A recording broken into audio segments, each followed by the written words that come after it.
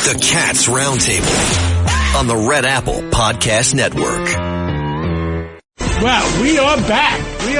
And, I don't think we have enough fire yet. Everything's so quiet here in the studio, yeah. And nobody has an opinion. By the way, have you noticed no one has an opinion? Todd Shapiro, how far left did he go? Did he fall off the call? I think he went into the Hudson River. In Hudson? No, I'm right here. All right. We thought he was in witness protection. And we have a special guest. He is the hardest working person at Fox. I think he works 18 hours a day. I think he's always there. And he's also every day, Monday through Friday, 10 o'clock to 12 o'clock on WABC. And, Brian Kilmeade, what the heck is going on? Why did Iran attack poor little Cyprus? And if they attacked anybody, they should attack the northern part of Cyprus where Turkey is. Well, I mean, obviously, they're really making things worse for themselves when they go after these Arab nations, these Sunni Arab nations. They were going to stay out of it. They told us, don't use our bases, America. If you're going to attack, don't use our bases. We don't want to be a part of that. And what did they do? We didn't use their bases. We attacked Iran, chopped off 40 of their high-ranking officials, including the Ayatollah, and they hit back on the Arab nations.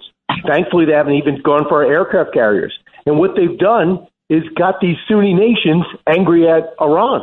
And I would not doubt that at some point that the Iranians are going to get hit by UAE, by Saudi Arabia, by Bahrain on their own, with their own military, because they've alienated them, which is a dumb move, but it shows desperation, a lack of organization. And when you mention Cyprus, that also shows their targeting.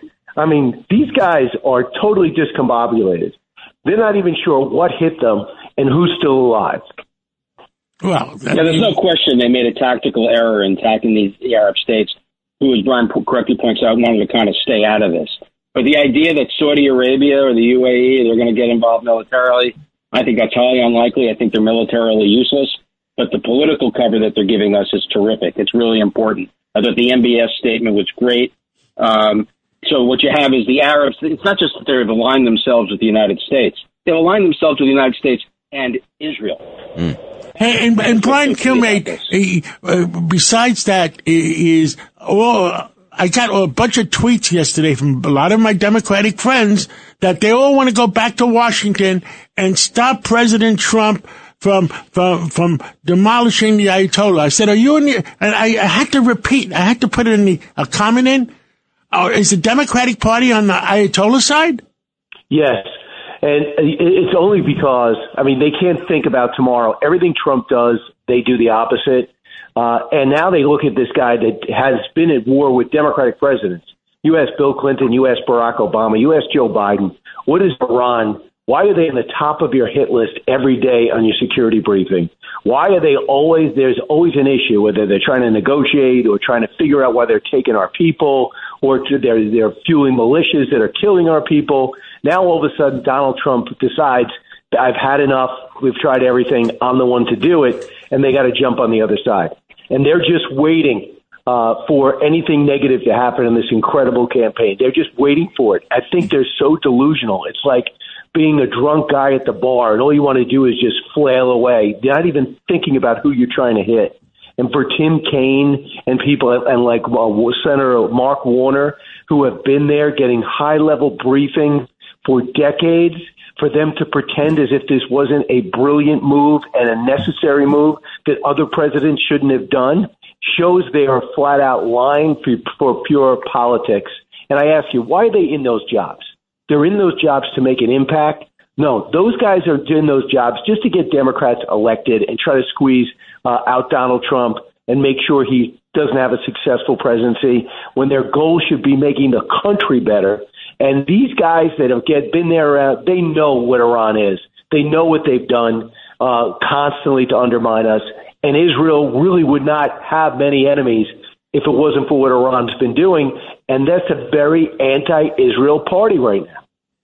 Brian Kilmeade, this What's is Jake even worse Novak. than that? Go ahead. I just had one quick question. Speaking of that, Brian, what do you make of this absolutely extraordinary report in the Washington Post that says that it was Saudi Arabia, Mohammed bin Salman, the crown prince, who was actually making the phone calls to the White House the last several weeks, urging this attack? I mean, that is very interesting. I wonder what you make of it, because, again, it seems like Iran has proven Saudi Arabia right, because all they've done is attack other Arab countries and Israel. They haven't attacked the U.S. military.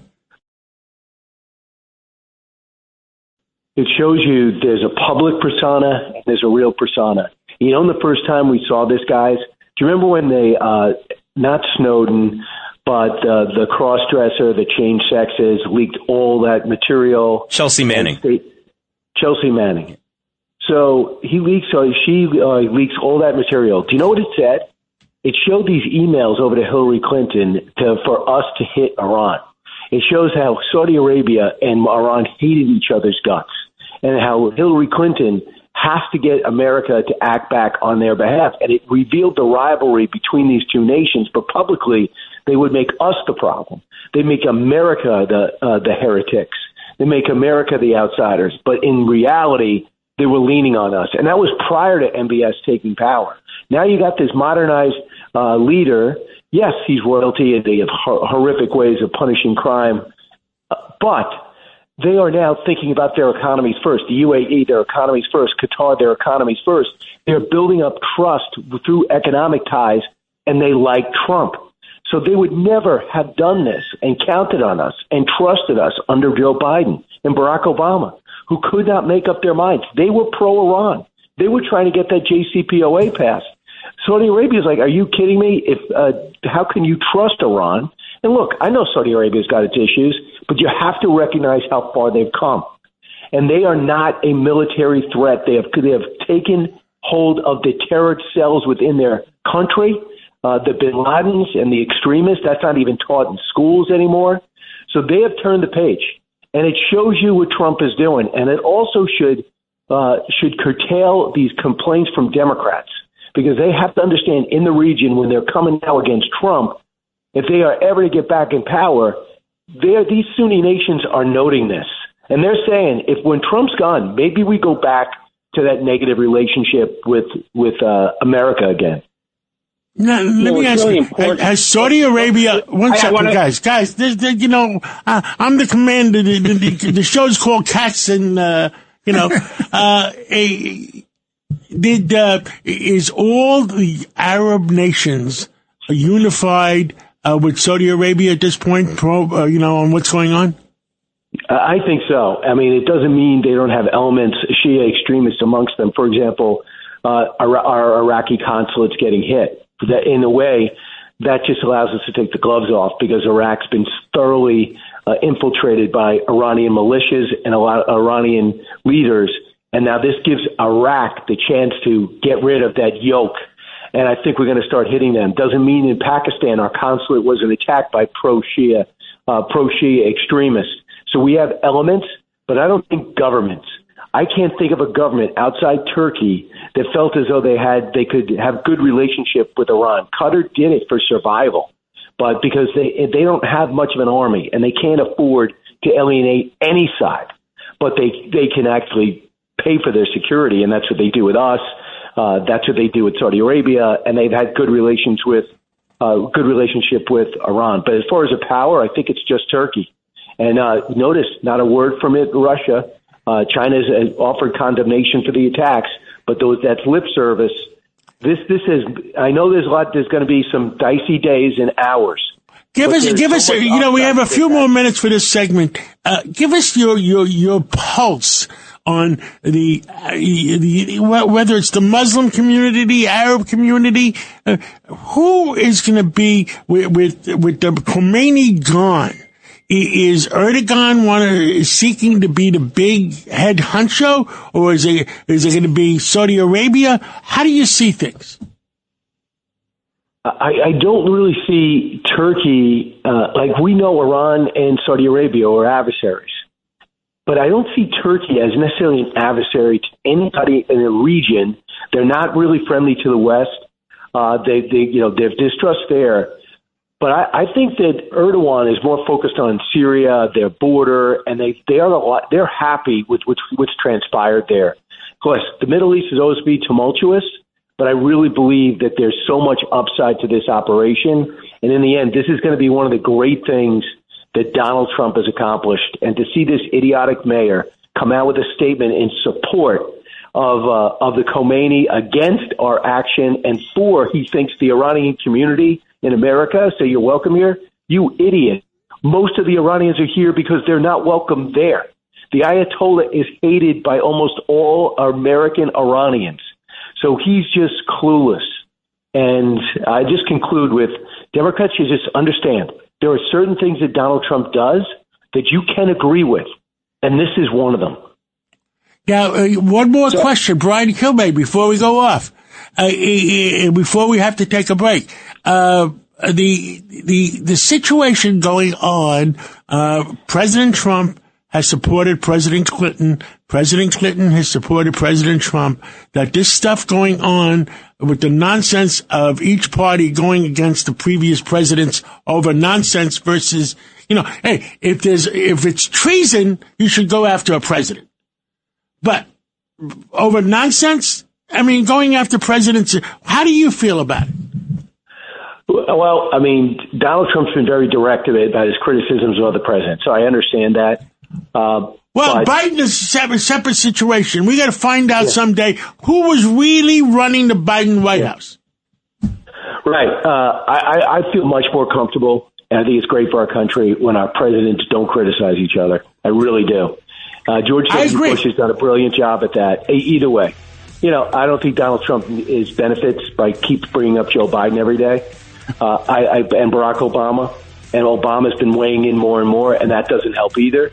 So I would love to stand down and show the more Bill Clinton, George H.W. Bush relationship. I think it's better for the country. They became great friends. Ford and Carter became great friends, and they had a bitter election. So I'm much more comfortable with that. And George W. Bush and Bill Clinton are great friends.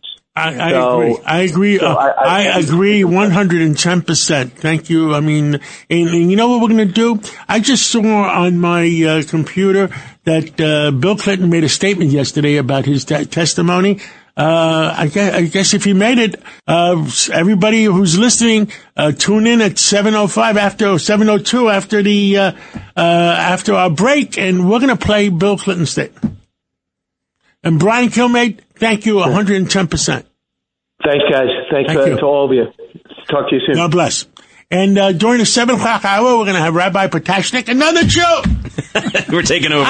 We're taking over completely. We're going to give you a bar mitzvah. And I'm wondering if Ayor Bernard is going to call in.